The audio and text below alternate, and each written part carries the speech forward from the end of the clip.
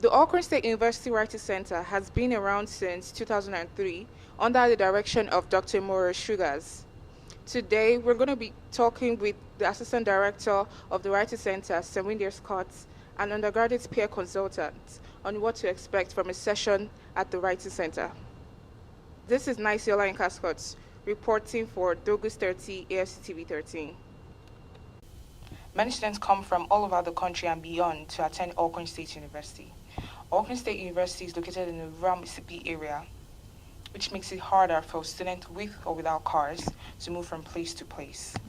Today we're going to be speaking with regular flight takers on why they would rather travel miles by road to Louis Armstrong New Orleans International Airport rather than traveling through Jackson, Medgar Wiley Evans International Airport. This is Niceola Cascott reporting for Dogu Story. Auckland's laundry room is an essential service that students use daily.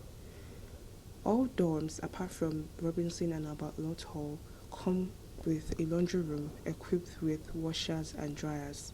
Students pay $1.25 for one wash cycle and $1 for one dry cycle. But are these students getting quality services out of these machines? Let's find out. This is Niceola Cascott reporting for Dogu Story. The Auckland State University Writing Center is located at the J. Liebert Library beyond Starbucks. They offer services ranging from interpreting assignments to editing research papers. Ms. Scott, Assistant Director of the Writing Center, talked about why she would encourage students to come to the Writing Center.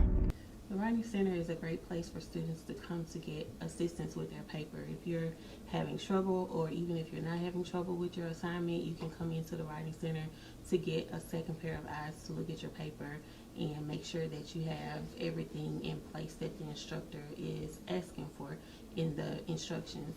Students can also come here to use the computers. They can come here to print, use our different resources. We have all kinds of books and different materials for students to use and peruse at their leisure. You can come in here to just study. If you want a quiet place to do your homework or study any kind of assignment, you can do that in the Writing Center. I spoke with Devon Melancon, an undergraduate peer consultant, on his tutoring process. Well, first I introduce myself to the client. I make them feel comfortable. Ask them a few things like their major, their name, age, just regular things. So then I'll ask them about their assignment, what the teacher wants them to do, if the teacher made any corrections. Basically, see where they are with their assignment. And once we've established that type of rapport, we'll walk through the assignment, see what they need to work on, see what's most important. Generally, it's going to be like bigger picture organization, structuring the paragraphs or the essay or whatever, what have you. But sometimes it can be grammar mechanics, because sometimes those things are more important because they can make it hard for the reader to understand. So once we get through the body of the paper and we basically do everything we can in that little 20 minutes after we've made that report, we'll close things up, wrap everything up, restate everything that we talked about, and then, send them on their merry way. Chinedu Ufio, another peer consultant, shared what he would like people to know about the Writing Center that they don't already know. I think one of the things I would love people to know about the center, which I think they don't know, is the fact that you can come in at any stage of the writing process into the Writing Center. I think some people think that they need to first have a paper before they can come into the Writing Center. That and the fact that the Writing Center can help you for far more than just an English class. You can come into the Writing Center if you have a psychology class, a social work class. As long as it's something that you need work on while writing, we can help you in that regards. And you can come in at any stage. It can be at your brainstorming process where you have nothing on hand at all and you want help brainstorming, you want a guide, you want advice as to how you can start your paper. It can be when you actually already have your paper and you need the help as to editing the paper, as to correcting the paper. Or it can even be when you want to create an introduction. You can come in at any stage of the process, and I think people don't know that enough. And the fact that it doesn't need to be an English class, it is any class at all, as long as it involves writing, we can help you with that. Louis Armstrong New Orleans International Airport is an international airport under Class B airspace in Kenner, Jefferson Parish, Louisiana. It is owned by the city of New Orleans and it is approximately 172 miles from Lomer, Mississippi. Jackson Medgar Wiley Evers International Airport is a city-owned civil military airport in Jackson, Mississippi. It serves commercial, private, and military aviation. It is approximately 84 miles from Loman, Mississippi. Boye Aladekoba, a senior at Alcorn and a frequent user of the New Orleans airports, shares why he prefers flying through New Orleans. It's cheaper and there are more flight options there. So for example, whenever I fly out from Jackson, the only flights are you most likely are going to have a stopover, but for New Orleans you have several, different options of flight and airlines, and it's cheaper, although the disadvantage is further than Jackson. So that's, those are the reasons why I generally fly out of New Orleans compared to Jackson. Boye also shares his experiences using both airports. I've not had any negative experience flying out of Jackson. It's just that, it's expensive, and me being a broke college student, I really can't afford flights, from Jackson. But, New Orleans, I've had a couple of, bad experiences, since Alcorn doesn't pick up students from New Orleans, so finding rides to New Orleans has been very stressful over the past 3-4 years. I remember one time I actually had to take an Uber ride with my friend from New Orleans to school for like 2 hours, 30 minutes, and it wasn't cheap. That was the last time I saw I was using New Orleans, but I still continue using it because it was just, still cheaper. So, yeah. He also explains why he thinks flight tickets at Jackson are way more expensive than New Orleans. Because there are not too many people flying out of Jackson to start with. It's a small airport, not too many people flying out from, Jackson, Mississippi area. It's just like asking why are there a lot of flights flying to New York, right? New York is like one of the a top tourist attraction, right? A lot of people want to go there, but not too many people want to come to Jackson. Not too many things happen around here, so I'm assuming that's why the airport is small. Not too many flights are flying out. Because if they have flights and people are not flying, the airlines, the airports will just keep losing money. So. Shubomi Sulaiman, a senior who has a reason to fly at least twice a semester, explains how he found out about the cheaper prices of tickets at New Orleans. Well, through the seniors, they informed us that there were cheaper prices, so definitely did my investigation comparing both prices from Jackson and New Orleans and found out that they were way more cheaper from New Orleans. He also shares why he would prefer to drive down to Jackson in spite of the distance. It's a 1 hour 45 minutes drive from my school to Jackson, and it's a 2 hour 30 minutes drive from my school to the New Orleans airport. So it's just about 45 minutes extra, and I feel paying over $200 to $300 cheaper ticket from New Orleans is still, it's worth the 45 minutes journey. I spoke with 3 college seniors, Adela, Jordan, and Oye, and they had a lot to say about their experience using the laundry room in their respective residence halls.